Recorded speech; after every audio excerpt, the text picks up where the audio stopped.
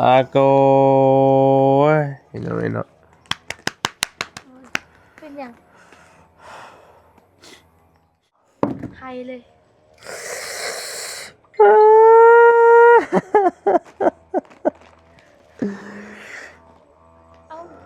เอ้านึกว่าให้แทบอ่ะ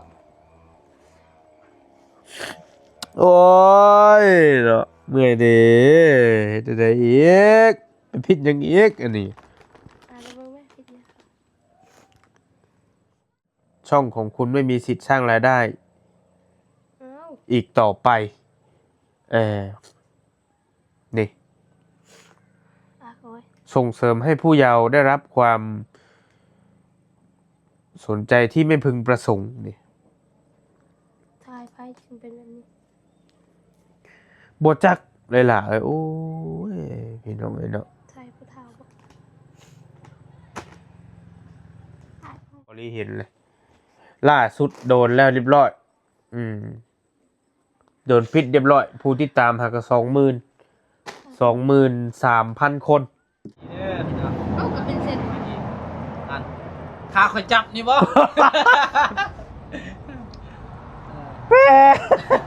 แล้ว มือถือด้วย เนี่ย เอ้า มันก็จอเชื่อมแล้วบัดนี้ โอ้ยเมื่อยนะ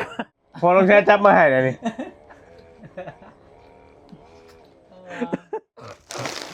อ่ะอันนี้บอลลี่กับมาอยู่เพื่อนน้องไซพี่น้องเอ้ยเนาะเอาขนมมาฝากเอาละอ่ะเด้อกับมีเด้อมีคนละกองยินลวกพอดีลวกปากแต่บอติดอันนี้น้ำชุ่มเจ้านี่แหละโอ้บวายเป็นไข่มันบวายเสียงบวายละพี่น้องเมื่อยแห้งตอนนี้หากระเช้าเลยนี่เป็นบอกยังบ่เศร้า ฮะ ยังบ่เศร้ายังบ่เช้าอยู่เพราะบวายบอลี่กระสองมือพี่น้องนี่เนาะต่อลังมาหาน้องละเพิ่นสบายดีเด้อสบายดีเด้อพี่น้องเด้อ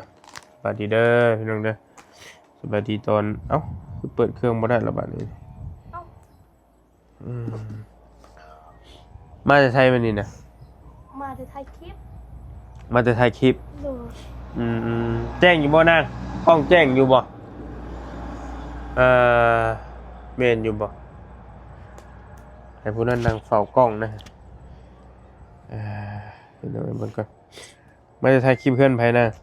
ถ่ายคลิปเพื่อนน้องเลี้ยงไม่ต้องเรียนไปเฮ็ดหยังอยู่หั่นน่ะไปถ่ายคลิปอัปเดตเพื่อนแล้วนะ เพิ่นเริ่มแล้วเด้อนี่บ่ใกล้แล้วบ่เพิ่นเริ่ม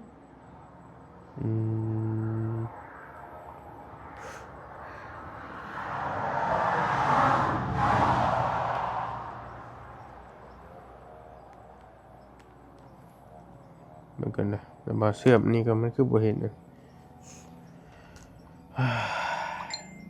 น้องบอกเป็นยัง เป็นไข่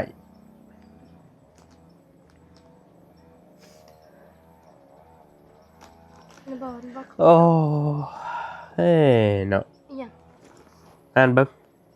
โอ้ นี่อ่านเป็นบ่น้องเป็น นี่น้องเป็นอาโกยเห็นอะไรเนาะเป็นยังล่าสุดเมนอยู่บ่นี่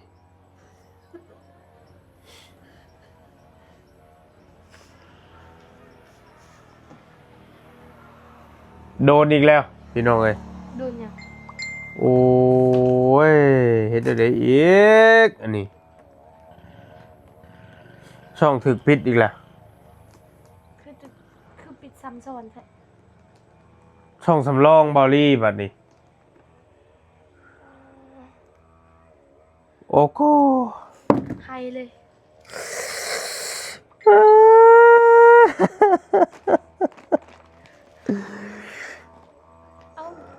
เอ้านึกว่าให้แทบอ่ะโอ้ยเนาะเมื่อยเด้จะได้อีกเป็นพิษยังอีกอันนี้แล้วเบิ่งไหมเป็นยังเราได้พิจารณาแล้วว่าช่องของคุณไม่มีสิทธิ์สร้างรายได้อ้าวอีกต่อไป เออนี่ โอ้ย ส่งเสริมให้ผู้เยาว์ได้รับความ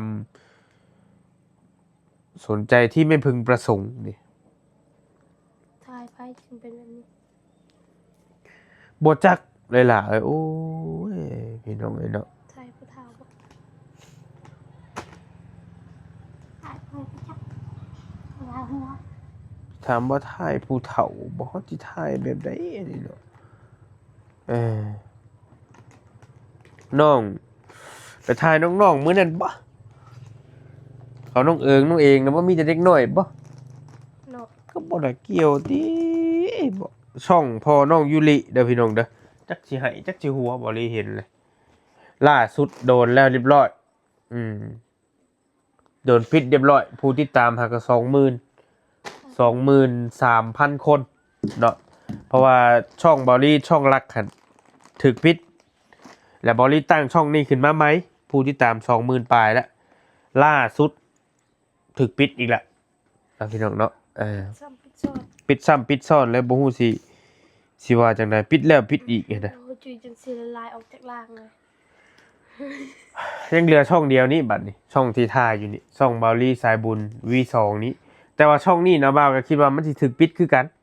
น่วย เพราะว่านะบ่าวหันเชื่อมกัน หน่วย เชื่อมกับตัวนี้พี่น้องเนาะเมื่อยเป็นไข่ยังหมู่พ่อเป็นไข่ว่ามันง่ายขึ้นนี่มาเมื่อยน้ำช่องถึกปิดอีกบัดนี่ น้าเบาน้าเบาเป็นไข้หวัด แม่ก็เป็นติดน้ำชุ่มเจ้าแล้วเบิ่งทรงก็ได้ อู้ โอ้ย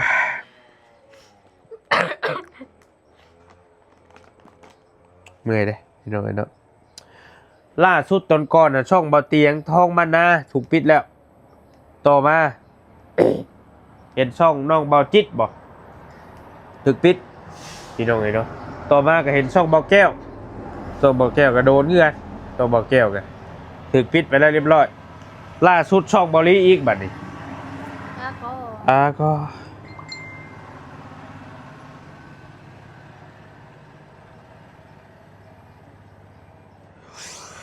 เขาสุดลงพื้น เรานี่เขาไม่ได้บอกให้ร้องเพลงไง โอ้เมื่อยเลย ยืนอยู่บ่ไหวหายใจบ่ทันเลย ไปเห็นได้อีกบัดนี้เมื่อยเลยนี่ช่องนี้ยังเหลือช่องนี้เด้อบัดนี้พี่น้องเบิ่งบ่ได้สิให้เบิ่งอันนี้มันจังหวัดจังได๋มื้อมันคือสิถึกปิดไปจักนี่นี่ยังได้อยู่นี่ช่องนี้เห็นบ่นี่ดำคือลูกคือลืออยู่นี่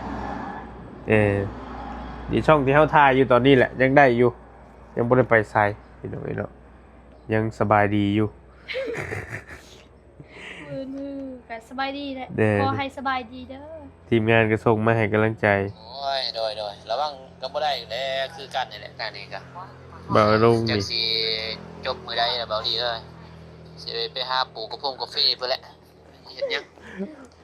เสพโซเน็ตมอดอะไรนี่ไปหา โอ้ยเบื่อแล้วจังว่าหาไว้ให้ดีเด้อชวนกาแฟนี่เด้ออยากเป็นเฒ่าแก่กาแฟแล้วบ่ไหวแล้ว YouTube นี่เฮ็ดยากกันเนาะ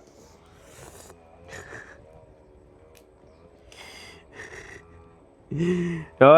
ยหาไว้ให้ดีเด้อชวนกาแฟนี่เด้อ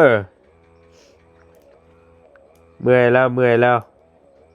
แต่ว่าช่องรักข่อยกับมันก็สิกลับมาเดือนนี้แหละหั่นน่ะมันก็ฟังเบิ่งพอดีมันแมทแชทกันอยู่ดอกช่างมัน ปล่อยไปตามมีตามเกิด มีตามเกิดนั่นแหละเมื่อยแล้ว เอาก็ออกเอาที่เช็ดมันออกก่อนเป็นยังจ้ะอะไรอย่างเป็นอย่างสีกับปิดสีเลยบัดโดยจ้าเบียร์ครับมาเปลี่ยนมาเบิ่งดอกไผ่ให้ดอกไผ่มันอันที่อันเปิดมันเสียเราไปซื้อ มันเป็นอย่างนี้เนาะมันจับไปหน้าและตามเบิ่งมันได้ไว้ชั้นเงินชมพ่อเบิดแล้วบ่ซื้อไว้บ่ซื้อเบิดบ่เถิดคือปิดเรื่อยแท้บ่ตายเด้อน้องปิดทำกันนี่สิบอกไว้เด้อบ่เป็นหน้าแลแล้วหน้ากำมาได้มีช่องเดียวซ้ำนี่นะ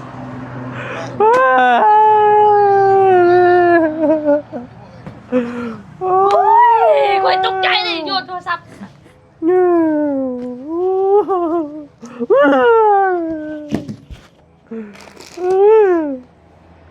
เมื่อยเลย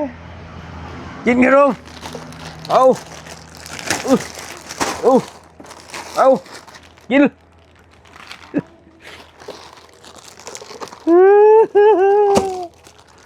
เมื่อยเลยเอา กินแล้วกินขนมปอบจุย ว่า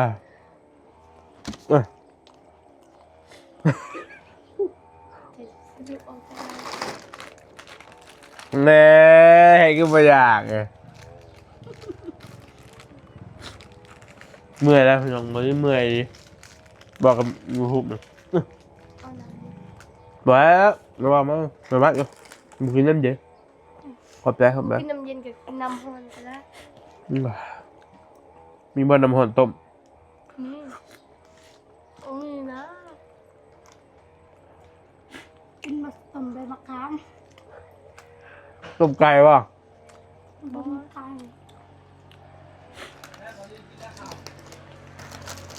ได้แล้ว ช่องถูกปิดอีกแล้ว ไม่ให้น่ะ ช่องบอดี้ถูกปิดอีกแล้ว อะไรแม่นบอกดิ มากินขนมมาเมื่อยแล้วเมื่อยยูทูบแหละ เมื่อยดิ ได้ตัวช่อง มาจะใช่น่ะ เลยชับเจ้า โอ้ยนะ รับอันนั้นตกเลย เอ้ากูจอเป็นเส้นมาเลย ไปดีเด้อพี่น้อง เอ้าก็เป็นเส้น ไปดีอันขาคอยจับนี่บ่ เป๊ แล้ว มือถือด้วย เนี่ย เอ้า มันก็จอเชื่อมแล้วบัดนี้ โอ้ยเมื่อยแล้ว อันนั้นว่ากินข้าวเลยเขากินน้ำ ได้แล้วนะโอ้ยผมเป็นยังเป๊บ กินอีกมันเป็นอย่างไร โดย พอลองใช้จับมาให้เลยนี่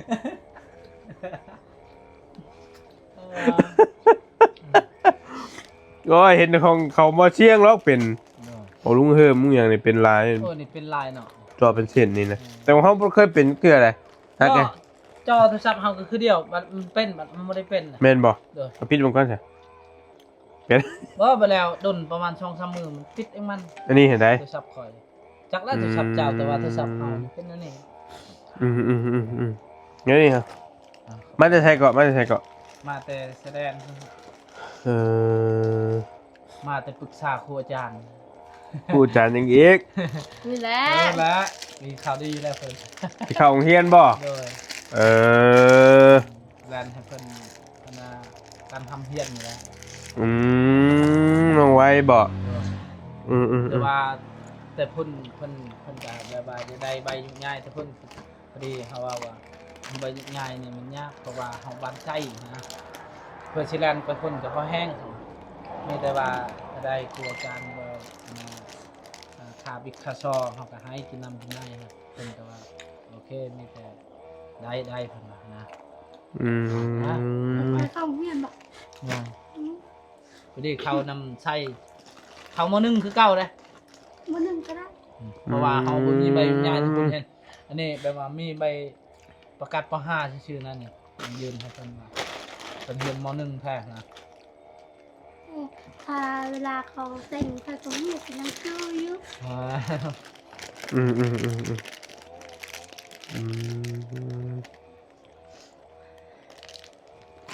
ที่คนเมนมาไล่นี่ว่าให้น้องใบง่ายแน่ให้เพิ่นเรียนการทำการเรียนนี่แหละแต่ว่ามันก็ยังบ่ฮอดมือเรียนเฮาก็ว่าบ่ได้เนาะ จามือเรียนเฮาก็สิแลนให้เพิ่นนี่แหละ น้องไว้จะเข้าโรงเรียนเจ๊ เฮาก็ไปหาอาจารย์แล้วเพิ่นว่าได้ ดีแล้ว ว่าการเขาว่าเงินเถอะยานที่เจ้าบ่มีมีแต่ว่าแล้วแต่ที่เจ้าอยากให้น้ำใจตัวอาจารย์นั้น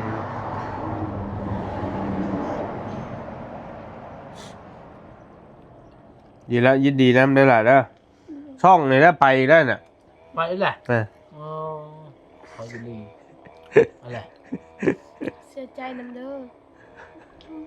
ฮักเดี๋ยวนี้ฮะ เดี๋ยวนี้แล้ว อ่าถูก ปิวอีกล่ะปิวตลอด ช่องยังเอฟอันนี้ ยังช่องนึงแบบนี้ ตั้งก็ตั้งได้เอาไอ้ช่องนะเออ โอ้ยแล้วโอ้ยแล้ว เจ้าคนนั้น อืม แต่เมื่อยช่องนี้กับสิไปคือกันมันเชื่อมกันเด้ โอ้ย ยังตัวนี้ยังอยู่นี่ตัวนี้ยังนี่ตัวตอนนั้นปิวแล้ว เดสเปเล่ เยสเปเล่ จากช่องปิว ปิวช่องนึง ช่องหนึงอีกช่องหนึงเนาะ ยังช่องนึงแต่ช่องนึงกับย่านสิบรอดคือเขา โอ้ย มันเชื่อมกัน อืม อ้าก็ โทรศัพท์เป็นเส้นนี่ มือสวย มันคือเป็นอย่างแบบนี้เนี่ยอันเครื่องนี้หากระซื้อได้นี่เครื่องนี้แต่ว่าชุมนี้ชื่อก่อนหมู่แล้วนี่บ่เป็นหยังนี่ชุมนี้ โดย ๆ อันนี้ น้ำเจ้าจับประจักษ์ ว้าวอืม อ๋ออย่า แต่กินนี่นะบ่ามันก็บ่ได้เป็นได้พอมันชัดเอ้า นี่ก็เห็นตัวจักแล้วว่าอัพ พอถ้าจับมาให้เอ้าโอ้แต่เงิดนี่เนาะเห็นว่าเป็นเส้นเด้อจอซัมซุงนี่กระเจ้าว่ะคันเปลี่ยนจอชื่อเครื่องใหม่ดีกว่าแพงเอ้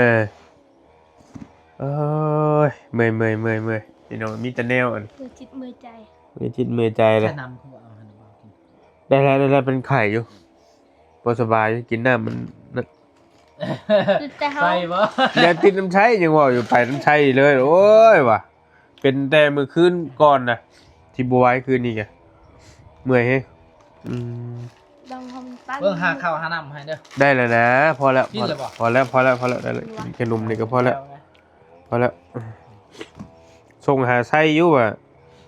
เกี่ยวให้พ่อเจ้าไปเบิ่งรถนะจักมาได้แต่บ่รถอันกระเจ้าคาอยู่หันรถไปส่งไม้นะ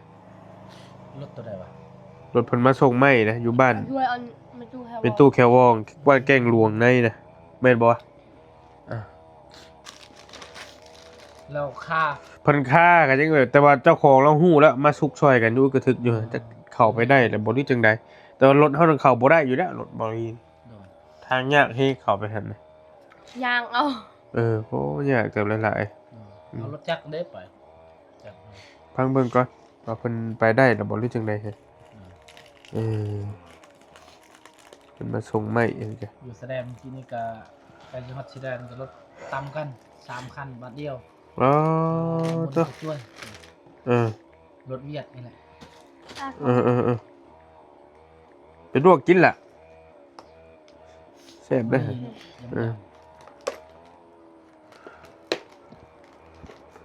มาพี่ไว้ ไม่น่าคืออยู่หัน บ่ให้เพิ่นเบิ่งกล้องให้เด้พี่มาพี่นะบ้านสิถามนี่ได้เข้าเฮียนแล้วบัดนี้เนาะมาพี่สวัสดีกินนี่ให้เพิ่นเบิ่งกล้องให้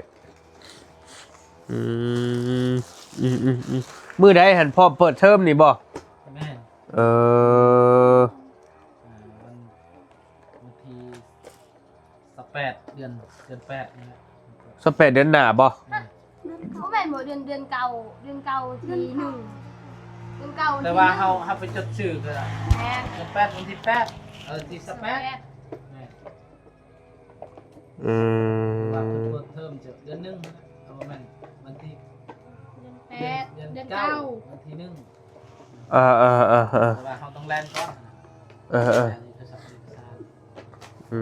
ยันจดชื่อจดหยัง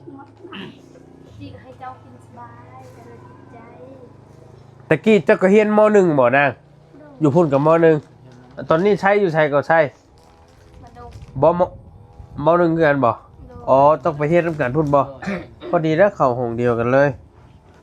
อื ส่งเรื่องห้อง ม กอห้องคอ พร้อมยังก็แล้วแต่อาจารย์เพิ่นแหละ จะสิเข้าห้องยังเข้าห้องของ ห้องคอมาคอไข่บ่ หมอมันอิงตามห้อง มีห้องคนบอดี้หรือมีห้องคนดี อ๋อคนดีนี่คนเฮียนเก่งสิบ่ดูได้ใดอ๋อโอเค คนแบบ คนนักเลงบ่ เด็กน้อยแบบ คือกันนั่นแหละ บ่คือ ตาม และ แต่เจ้า เขากินทมกินอีหยัง เออ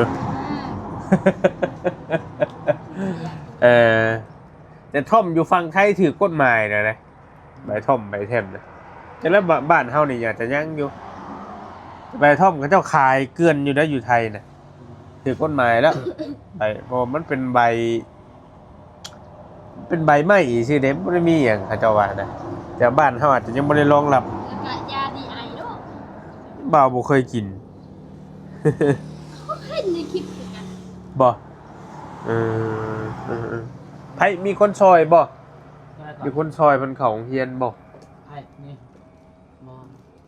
โอ้ตั้งจังให้เพิ่นเข้าอีซื่อนี้เออ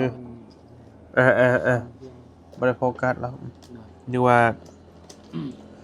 มีผู้ใหญ่ซอยให้เข้าหั่นนี่นะบ่แม่นเนาะก็มีแต่เข้าแลนเด้ให้เพิ่นเข้าโรงเรียนคือกันเพราะว่าอยู่กับเงาแล้วจะใส่เข้าไปโรงเรียน ใส่ไปโรงเรียนเลยติไป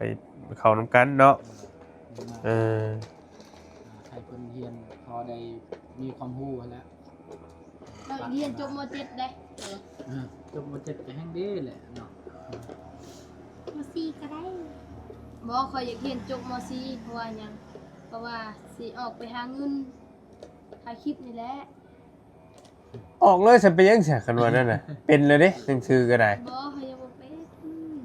ค่อยใครอยาก บ่ไว้ก็เป็นเลยเด้บ่แม่นบ่ ไว้ เป็นอยู่แต่บ่เก่ง เออ ซ้ำข่อยคือกันแหละนี่ มันยังอ่านบ่เตกบ่อันนั้นบ่ยังให้มันเป็นกว่านี้ก่อน อยู่กับเฮานี่แหละได้พูดได้บ่พูดเขาบอกจักไปมาพูดเราก็ถามค่อยพูดถามเรา ต้องเสียลายบ่เพิ่นว่าต้องแล้วแต่เฮาสินี่ให้เพิ่นบ่บ้านเฮาน่ะบ่ปานใดดอกนอกจากว่าไปเซ็งไปหยังบ่คือเซ็งนะเฮาให้ค่าห้องแม่30,000แล้วก็ โดย คือน้ำหวานพวกอีหยังให้อาจารย์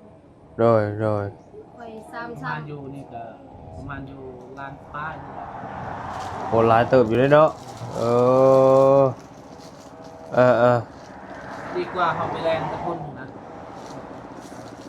เบิดประมาณล้านปลายสิ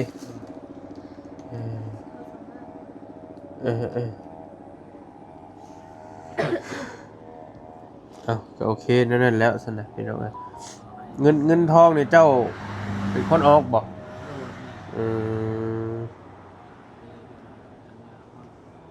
เพียงดีแต่มันแล้วออกแล้วให้เพิ่นเรียนนะ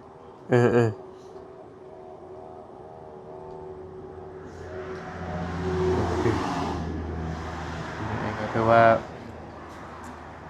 มี3คนไปบันดุง โดย ไปเรียนอยู่บันดุงค่อยน้องค่อยน้องมีหน้าไปยังเขาเขียนอยู่บัน เห็ ดุ น ง อยู่ม .4 เห็นอยู่บ่ต้องเพราะว่าอยู่นี่ก็มีอยู่เรียนแต่ว่าเราบ่ตั้งใจนะ บ่ได้ใจใช้นะสอนบ้านนอกนะอันนั้นการนักเรียนก็บ่ได้ค่อยตั้งใจแน่เห็นอยู่สิเป็นคือใช้นี่กว่าหายังบ่รู้ยังนั่น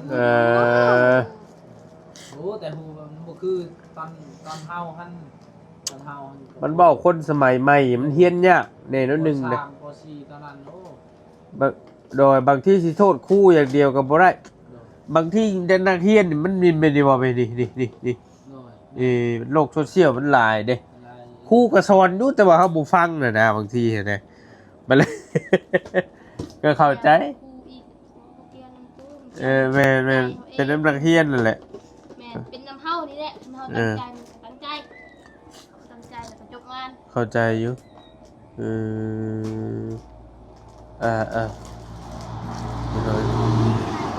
รียนเจ้าพี่เขาก็บอกว่าจะไปแข่งบ้านเขาแข่งเต้นแข่งเตะต่อแข่งบ้านไปแข่งอยู่บ้านเตะต่อในบ้านมันเตะต่อเป็น เป็นนึงในบ้านชื่อว่าเป็นยู เ สองคนเลย อ้าก็ และบอกมาเลยอย่างที่ ความรู้สึกสัมภาษณ์ความรู้สึกเนี่ยใช่ จับกับ ใช่ให้เราก็ได้ความรู้สึก คนจะได้เข้าเฮียน โดย จะได้เข้าเฮียนอยู่นี่ ลำบากที่ส่งเฮียนต่อแบบนี้พี่น้อง ใช่นั่นแหละ คนไอ้น้องกัน มันเป็น3 คน สาม เจ้าคือว่า2 คนเลยน้อง แต่ว่าเงินทองนี่แหละเนาะก็การใช้จ่ายมันกับตื่มขึ้นแบบนี้พี่น้องเอ้ยถือว่าได้เดี๋ยวพุ่นเฮียนโมที่เจ้าเป็นภาษาลาวพอได้อยู่นี่นะ ก็ได้ ได้เขียนออกแล้วเนาะ อ่านได้อยู่สระเขาอ่านบ่ได้นั่นสระเขาบ่ได้หมดบ่ได้ประมาณสิน้อยนึงนั่นแหละ แต่ตั้งใจเฮียนแล้วมัน ชวนไล่กะอยู่บนพระเจ้าเฮียนอยู่บ้านเขาเฮียนกะพอพูดเขาเป็นเพราะว่าพระเจ้าสอนแบบว่าเอาแต่ใช้แน่เฮียนกะบ่ได้ลังเลอหยังนะ โดย มันคืออยู่บ้านนี่เฮียนมือหนึง3 มือขาดบ่ได้ซ้อน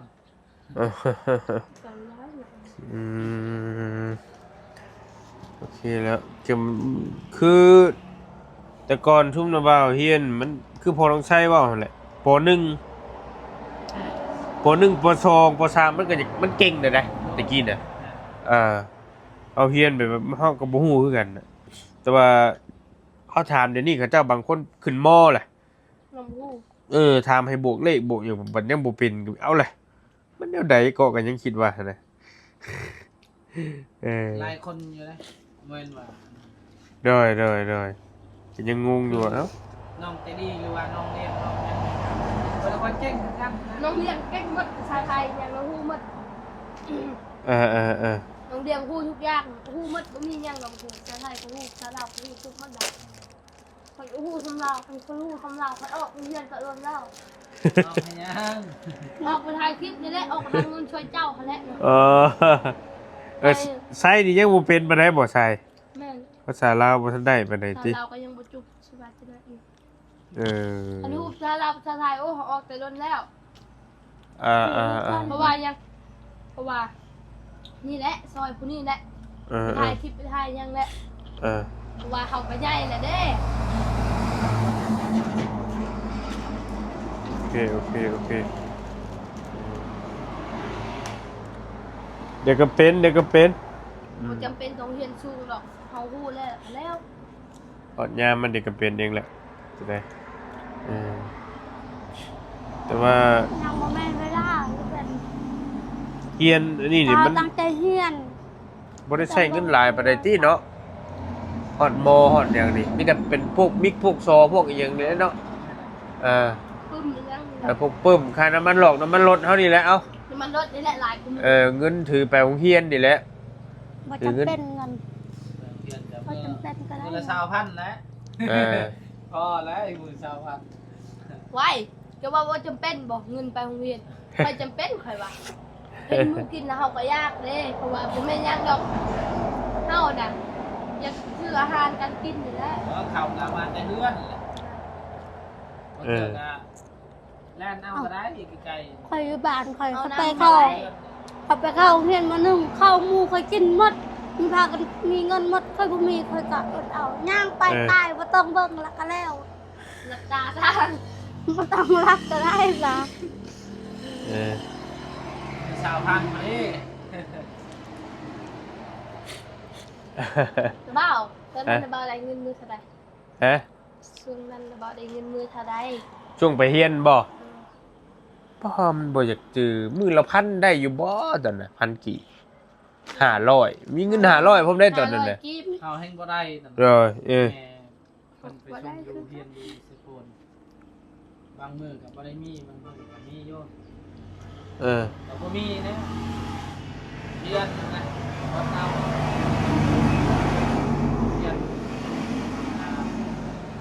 ได้เงิน4-5,000นี่หลายเด้ตอนนั้นเนาะได้4-5,000กีบนี่เว้ย มาลายแหละเอาไป เออ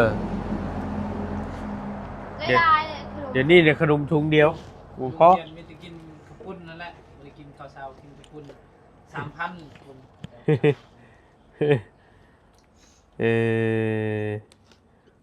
นี่เลยไปนั่นแล้วเฮาก็ได้บ้าวก็สิ มือ5,000 สิขึ้นบ้านดงก่อนยินดีนำได้หลายเด้อสิได้เข้าห้องคำห้องเฮียนพี่น้องเอ้ยเนาะดงละเพิ่นก็ได้เข้าเฮียนน่ะมันเป็นเฮียนน่ะมันเก่งแล้วก็ออกก็จะออกก็แต่มันเป็นทุกอย่างพี่น้องเอ้ยเนาะบ้าบ่ไหวแล้วตอนนี้เป็นหวัดเป็นหยังอึกระทึกอยู่คืนนี้ก็ได้ตื่นมาแต่พัดมานี่เพิ่นว่าอันช่องถึกปิดพี่น้องเอ้ยเนาะแต่โทรศัพท์นี่ก็เป็นจอเป็นสิทธิ์นี่เนาะ โอ้ยเว้ยนี่เห็นว่าพี่น้องเห็นว่าจอเส้นนี่เขียวๆนี่ เรียกว่าช่องนี่ช่องจะตั้งใหม่เนาะบัดนี้ ช่องตั้งใหม่ไหนช่องตั้งใหม่ มันบ่ได้นะเช่นกัน บ่ได้เชื่อมหยังกับไผมันตั้งสิเป็นแต่ก็ยังงงอยู่กันโอ้ย YouTube นี่เข่งคัดขึ้นไปเรื่อยๆอยู่ เพราะว่าถ่ายนิดหน่อยมันยังก็บ่ได้ถ่ายบ่ได้แห่งย่านเนี่ย ถ่ายอยู่กับชัยมื้อน่ะ ไทยแม่ ลูกน้องเอิงถ่ายเขาน้องเอิงไงเด้แต่ว่ามันบ่เกี่ยวหรอก มันตั้งสิปิดทีมงานกับไล่ปิดหลายคนเลย ระวังเลย เอานี่แหละบ่กล้าฮอดยิงถ่ายเลยดิ ระวังแล้วก็ได้เรียบร้อยแล้วมันเห็นโอ้ยเมื่อยเฮ้ยมันเห็นกันในรีโลนะใน YouTube ปิดเอาบอกกันว่าบอกว่าตอนนั้นตอนนี้แค่แน่นอนบ่ลิ เขาจะได้ฮู้เด้มันให้โอกาสเขาใครอยู่แบบว่าเขาจะได้ลบได้อย่างนี้ปิดเลยบาทเดียวเลยมันก็ว่าเช่นได้นั่นแล้วสวัสดีเด้ออยู่ดีมีแห้งเดี๋ยวดังเด้อจะได้ก็ได้โดยไปลูกมีกินไป